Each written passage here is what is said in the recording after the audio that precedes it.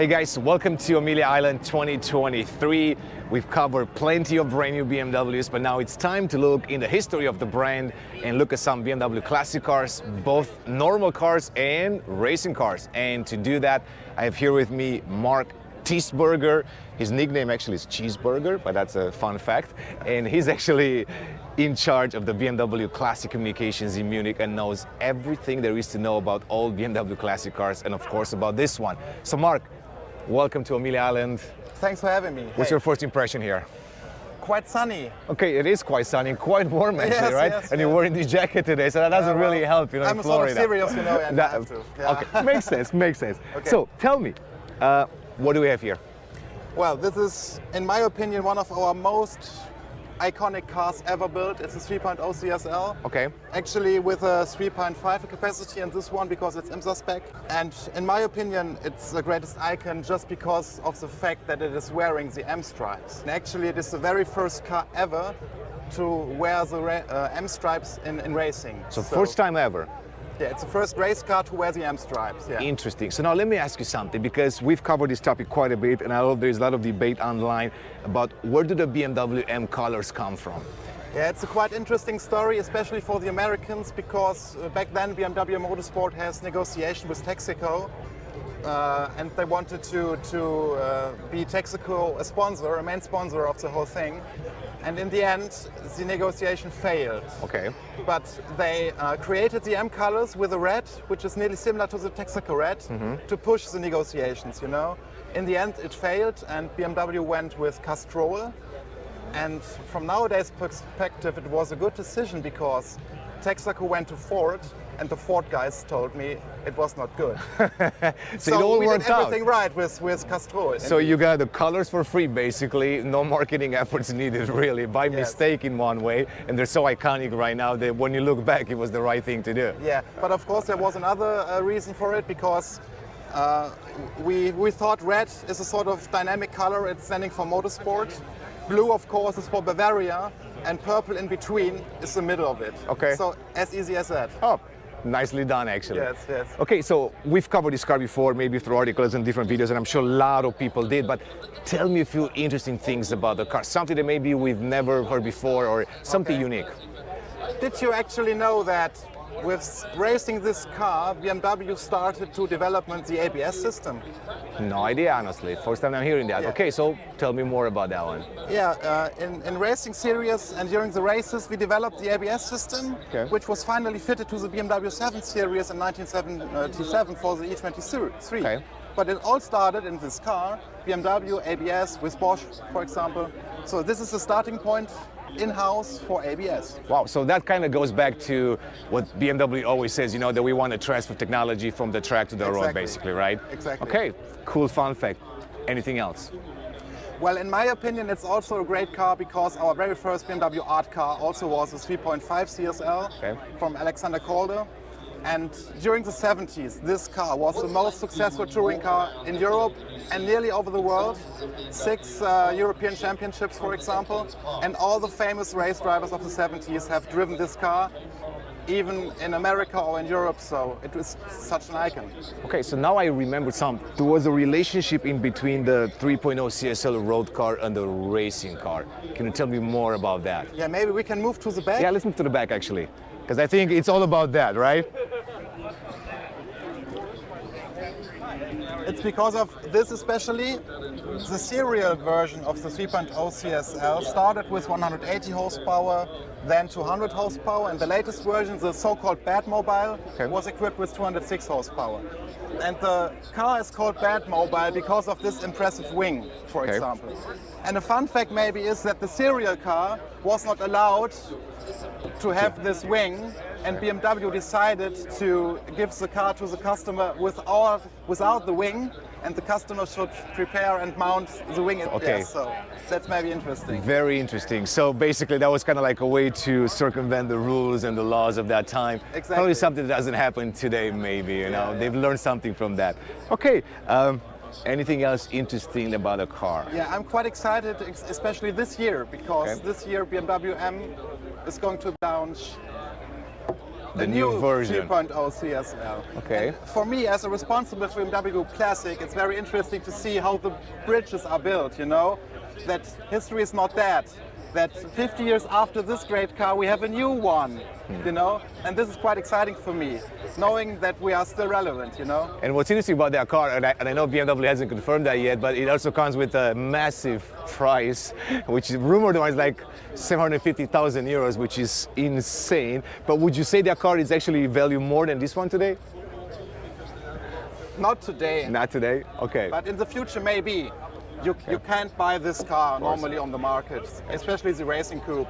How many cars have they made of the 3.0 Approximately CSL? 20. 20, okay. 20 official BMW Works cars. Gotcha. And how many are still in existence?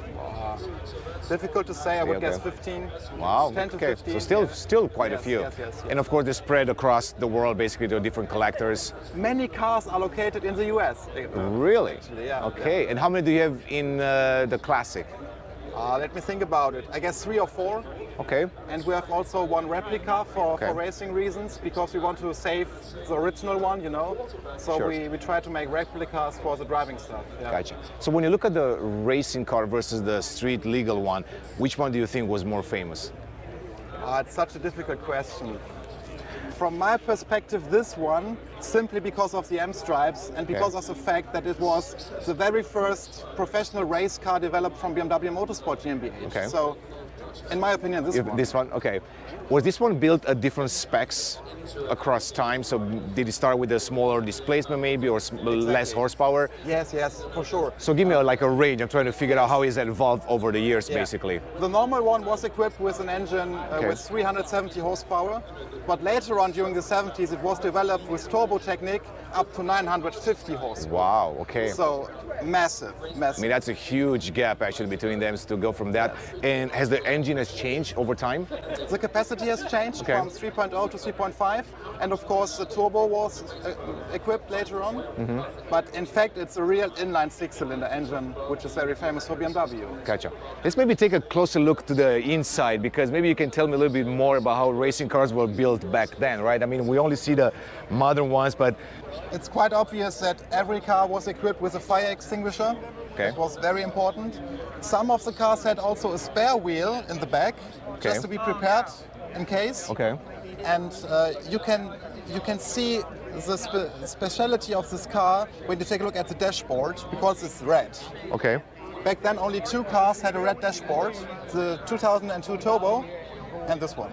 Okay, so that's another fun fact. You see, you keep coming with new stories, you know. Oh, now okay, that I try. like now that I keep drilling you, you know. Yeah. Now let's move away from this car for a little bit. Like, you have such an impressive collection at BMW Classic in Munich, and honestly, I encourage everyone to go see that, because it is quite unique, and you get lost in there. You can be there for hours. If you were to maybe pick, let's say, 3 favorite cars of that whole collection, which is probably like picking from your favorite kids, right? Not the easiest thing to do. What will be the top 3? Road legal? Let's go both. Let's just go wild. Okay, this one, Okay. number 1. Number 2, BMW M1. Okay. And the third one is not a real BMW, but is equipped with a great BMW engine. It's a McLaren F1. Of course, that's so iconic, right? I would pick it because I know I have it in my collection, you know. So How do you see maybe BMW Classic evolving like in the future? Let's talk about what do you expect, like when does a car become a classic to you that you need to bring it inside the facility or the expo? we are bringing cars into our collection every day, every Okay. week, every year. So there is no special qualification, it has to be 10 years old, 20 years old. No. Once BMW launched a new car, we get it into our collection Okay. just to be complete. Okay. Of course, we do also collect very special cars. Just for example, Jeff Koons' edition of the 8 Series. Okay. But our main task is to cover the whole product history, BMW Mini, Rolls-Royce, BMW Motorrad, and of course the racing history. Okay. And we are getting new cars every week. day. You know. Is it true that back in the day, you know, BMW Classic and BMW in general didn't really keep all the cars, they ended up having to buy them from customers actually? Sometimes it's still the case, Still like- but okay. very rare. Very rare. So would you say now that you kind of have all the history in there? Is there something missing? I would say we have 98%. So 98%. I'm kind of wondering what you're missing now. Some special cars of the 1930s, because Okay. there has been a lot of other manufacturers to also build BMW cars. There are maybe some missing, but in general, we nearly have them all. We have around 1,400 collection vehicles at Munich, so it's one of the largest automotive collections, I guess. Our main collection is stored in a secret place outside of Munich. But at the BMW Group Classic, we have always around 90 cars to take a look at, and there's a sort of fluctuation in between. But we also always have the main portfolio, you know. We have always an M1, we have always an M3, always an M5. Okay, so understood. So let's end with this. If somebody comes to visit you, what should they expect? Are you giving any guided tours, or how does it work when you visit BMW Classic? It's possible to book guided tours and to experience the whole facility we have. It's a very historical facility. In fact, it's the very first facility of BMW in Munich, very historical place. And you can enjoy, of course, around 90 cars and 20 motorbikes by booking a guided tour, exactly. Very cool. What Marc hasn't really told you is that he also has a bunch of cars that were used in movies. One of my favorite ones is actually the 7 Series used in the James Bond movie. And some of the features are actually functional in a way. And I've seen you doing a video on that on the BMW Classic YouTube channel. So honestly, when I'm coming back, we need to cover that one, because I've seen that car so many times, but I never had a chance to really play with those movie features kind of thing. And they're quite interesting because they probably spent so much time developing them. Let's give it a try the next time. Okay, sounds good. This is Marc from BMW Classic. I'm Horatio, BMW Blog. Thanks for watching, and stay tuned for more BMW Classic coverage, because we have another special car coming out today. Let's take a look.